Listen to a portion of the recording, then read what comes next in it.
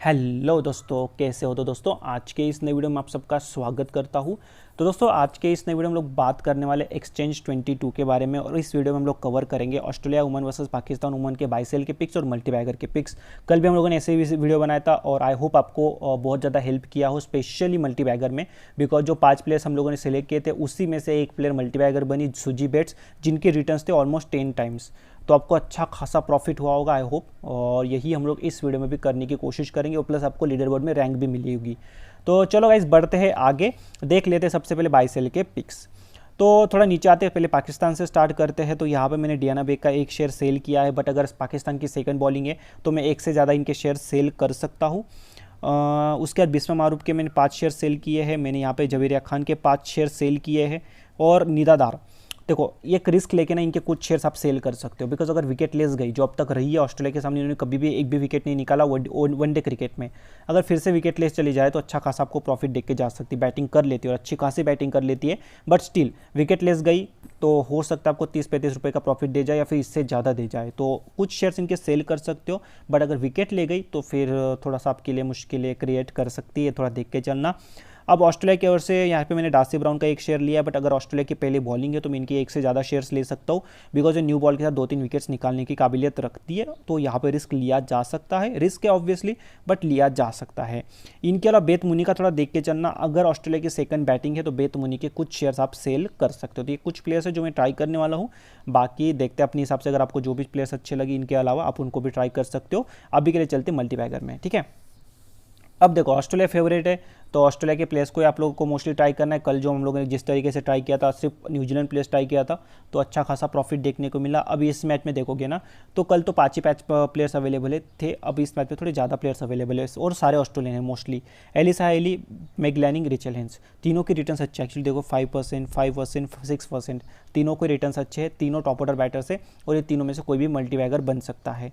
अब इन तीनों के अलावा बॉलिंग सेक्शन में देखो ताहलिया मेगरत का 6 का रिटर्न है, बिकॉज ये ऑलराउंडर है और रिसेंट फॉर्म अच्छा है, तो अभी इनको तो ट्राई करना ही करना है। बट इनके अलावा देखो बाकी 4 प्लेयर्स, मेगन स्कट का रिटर्न देखो 16% है, डार्सी ब्राउन का 23% है, ये थोड़ा देख के चलना। डार्सी ब्राउन, जेस जोनासन का भी 13% है, और एलेना किंग का 14% है। तो ये सारे आपको अच्छा खासा रिटर्न दे रहे हैं, तो आपको इनके बहुत ज़्यादा शेयर्स लेने नहीं है, तो आप अच्छे से कैलकुलेशन करके डिवाइड करो, बट चारों के शेयर्स जरूर अपनी टीम में, अपने पोर्टफोलियो में रखना, बिकॉज इनमें से कोई भी मल्टीबैगर बन सकते हैं सामने पाकिस्तान की टीम है, और किसी भी बॉलर को 4-4, 5-5 विकेट दे सकती है। जिस तरीके से लास्ट मैच में राजेश्वरी गायकवाड़ ने इनके सामने 4 विकेट्स निकाल लिए थे और मल्टीबैगर बन गई थी, और यही कुछ ना ऑस्ट्रेलिया के बॉलर्स भी कर सकते हैं। तो ये थोड़ा सा देख के चलोगे। मैंने यहाँ पे सिर्फ बेत मुनी को इग्नोर किया है, बट अगर ऑस्ट्रेलिया की पहले बैटिंग है तो बेत मुनी के कुछ शेयर्स ट्राई कर लेना, बट मैं ज़्यादा रिकमेंड आपको करने नहीं वाला। तो ये मैं जो प्लेयर्स बताए बाकी प्लेयर्स, उनके अपने कैलकुलेशन के हिसाब से शेयर्स डिवाइड जरूर करना, ठीक है, और खेलना जरूर, बिकॉज सबके रिटर्न्स ना अच्छे खासे हैं और आपको अच्छा खासा प्रॉफिट हो सकता है अगर आपने अच्छे से अपने शेयर्स डिवाइड कर दिए, ठीक है। अब चलते प्रीमियम मल्टीबैगर में, तो यहाँ पे 5 प्लेयर्स है और सारे के सारे ऑस्ट्रेलियन है और सारे अच्छे प्लेयर्स है, कोई भी इनमें से बन सकता है। तो मैं यहाँ पे ज़्यादा कोई प्रेडिक्ट नहीं कर पाऊंगा, या फिर मैं आपको ज़्यादा कुछ हेल्प नहीं कर पाऊंगा। यहाँ पे जस्ट मैं आपको कहूँगा कि अगर ऑस्ट्रेलिया की सेकंड बैटिंग है तो मेग लैनिंग को फिर भी थोड़ा बहुत इग्नोर कर सकते हो, बट रिस्क रहेगा फिर भी।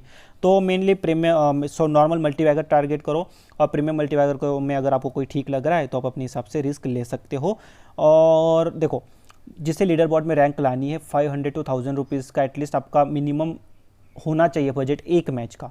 तो आप लीडर बोर्ड का सोचो, अगर आपका 100-150 है ना, तो फिर लीडर बोर्ड में रैंक लाना थोड़ा सा मुश्किल हो जाता है, ठीक है। तो आपका 500 to 1000 रुपीज़ का एक मैच का बजट है, आप लीडर बोर्ड जरूर ट्राई करो, आप ये मल्टीबैगर जरूर खेलो, लीडर बोर्ड में रैंक आती रहेगी तो आपको अच्छा खासा प्राइज़ मिलेगा at the end of tournament. और जिसका बजट 100 रुपीज़ तक है इस मैच में मल्टीबैगर खेलने का, तो सारे प्लेयर्स ट्राई मत करो, जो आपको बेस्ट 3-4 प्लेयर्स लग रहे हैं उनको ही ट्राई करो और उन पे ही इन्वेस्ट करो। उनमें से अगर कोई बन जाएगा तो आपको अच्छा खासा प्रॉफिट देके चला जाएगा। लाइक अगर आपने एलिसा हेली का एक शेयर ले लिया 10 में, मेग लैनिंग का एक शेयर लिया 10 में, और रेचल हेंस का एक शेयर लिया 10 में, आपने 30 रुपये इन्वेस्ट कर दिए। मान लो कि एलिसा हेली बन गई मल्टीबैगर, तो आपको लगभग 54 रुपीज़ मिल जाएंगे 30 रुपये के। यहाँ पे आपको मिल जाएंगे करीबन 53 रुपीज़, और यहाँ पे आपको मिल जाएंगे करीबन 67 रुपीज़ 30 रुपये के। इन तीनों में से ही अगर कोई बनता है तो, बट अगर इन तीनों में से कोई नहीं बनता, तालिया मेगरत बन जाती मान लो, जिनका आपने शेयर नहीं लिया है, तो आपके पूरे 30 रुपये चले जाएंगे। ये भी थोड़ा सा देख के चलना, बट रिस्क है ऑब्वियसली, आपका बजट कम है, इन्वेस्टमेंट आपका कम है, तो आप रिस्क लेके 3-4 प्लेस पे इन्वेस्ट कर सकते हो। अगर वो मल्टीबैगर बन गई तो ऑब्वियसली आपको रिटर्न भी उतना अच्छा खासा मिल जाएगा। ठीक है। तो दोस्तों आई होप आपको चीज़ें समझ में आई हो। और अब एक जो रूल है, जो कल जो वाला जो मैच हुआ था न्यूजीलैंड वाला मैच, जो हमें कैंसिल लग रहा था बट वो कैंसिल नहीं हुआ, तो उसका एक्चुअल रूल है क्या वो मैं आपको बता देता हूँ। तो चलते हैं मोर सेक्शन में और चलते हैं FAQs में। ठीक है, तो अच्छे से रूल चेक लेना। थोड़ा नीचे आके आप क्रिकेट में चलो। क्रिकेट में जाने के बाद देखो, is there any necessary conditions on the number of overs to be played in particular match. ठीक है, तो यहाँ पे वनडे मैच के जो मैंने रूल्स आपके साथ शेयर किए थे टेलीग्राम चैनल पे, कि एक टीम को 20 ओवर मिनिमम खेलने ही खेलने, और पूरा मैच मतलब 50 ओवर का मिनिमम होना ही चाहिए, बिकॉज बारिश की वजह से बहुत बार मैच शॉर्ट हो जाता है। वनडे मैच है, वनडे मैच पूरा मैच कितने ओवर्स का होता है, 100 ओवर्स का होता है। एक टीम खेलती है 50-50 ओवर, बट अगर मैच शॉर्ट हो जाता है तो एक टीम को मिनिमम 20 ओवर तो खेलने ही खेलने हैं, और पूरा मैच 50 ओवर का होना भी चाहिए, तो जाके वो मैच काउंट होता है एक्सचेंज 22 पे, वरना फिर वो मैच कैंसिल हो जाता है। अब कल तो 50 ओवर का मैच नहीं हुआ, बिकॉज फर्स्ट इनिंग में 27 ओवर हुए थे और सेकंड इनिंग में हुए थे 20 ओवर, तो टोटल 47 का ही ओवर का मैच हुआ था। बट फिर भी मैच कैंसिल क्यों नहीं हुआ, उसका रीज़न मैं आपको बताता हूँ। नीचे थोड़ा सा आओगे ना, तो यहाँ पे एक रूल लिखा हुआ है, what if a team one before playing the required number of overs. ठीक है, तो जितने ओवर्स रिक्वायर्ड है उससे पहले अगर कोई टीम जीत जाती है तो फिर क्या होगा, तो फिर वो मैच काउंट होगा, और उस टाइम पे मतलब मैच खत्म होने पे जो भी पॉइंट्स मिले होंगे प्लेयर्स को एक्सचेंज 22 पे, उस हिसाब से आपको आपके रिटर्न्स मिलेंगे। तो देखो रूल क्या है यहाँ पे, 20-20 ओवर का, तो मतलब कल वाला मैच क्यों कैंसिल नहीं हुआ, तो इनका मेन रूल क्या है कि 20-20 ओवर्स एक टीम को खेलने ही खेलने हैं। तो दोनों टीम्स ने तो 20-20 ओवर खेल लिए थे। 27 ओवर्स बांग्लादेश खेल गई थी और 20 ओवर्स खेली थी न्यूजीलैंड भी, बिकॉज लास्ट बॉल पे न्यूजीलैंड जीती थी ना, 20 ओवर के लास्ट बॉल पे न्यूजीलैंड जीती थी। तो न्यूजीलैंड ने पूरे 20 ओवर खेल लिए और बांग्लादेश ने भी पूरे 20 ओवर खेल लिए, तो एक्चुअली 20-20 ओवर का जो रूल है वो तो कंप्लीट हो गया था।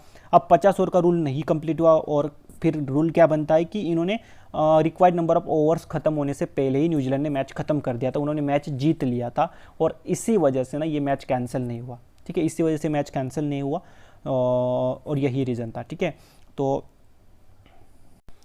आगे भी इसी तरीके से रूल काम करेगा, तो ये बात याद रखना। वनडे का कुछ अलग रूल होता है, T20 का कुछ अलग रूल होता है, टेस्ट का कुछ अलग रूल है, लिखा हुआ है T20 का, टेस्ट का, तीनों का लिखा हुआ है। टेस्ट क्रिकेट में 200 ओवर्स होने चाहिए मिनिमम, और T20 क्रिकेट में 5 ओवर्स एक टीम को खेलने ही खेलने हैं, और एक मैच पूरा 20 ओवर का होना ही चाहिए। तो इस तरीके से रूल्स है। T20 का जब आएगा तो हम लोग बात कर लेंगे, बट कल का मैच इसी वजह से कैंसिल नहीं हुआ, जो मैंने आपको एक्सप्लेन अभी कर दिया है। ठीक है, तो आई होप गाइस आपको चीज़ें समझ में आई हो और आपको ये वीडियो हेल्पफुल रहा हो, बाय सेल और मल्टीबैगर के पिक्स, और ट्राई जरूर करना, मैच अच्छा जा सकता है। बाकी अगर आप फर्स्ट टाइम एक्सचेंज 22 के बारे में सुन रहे हो तो बहुत बड़ी एप्लीकेशन है, डिस्क्रिप्शन में आपको बेसिक कंसेप्ट की लिंक मिलेगी, उस वीडियो को जाके देखो, बेसिक कंसेप्ट क्या है एक्सचेंज 22 का वो समझो, और उसके बाद खेलना स्टार्ट करो, और आपको एक्सचेंज 22 की डाउनलोड लिंक मिल जाएगी एप्लीकेशन की फर्स्ट कमेंट में। इसी वीडियो के फर्स्ट कमेंट में आपको लिंक मिलेगी, वहाँ से आप लोग डाउनलोड कर सकते हो। Thank you so much guys for watching.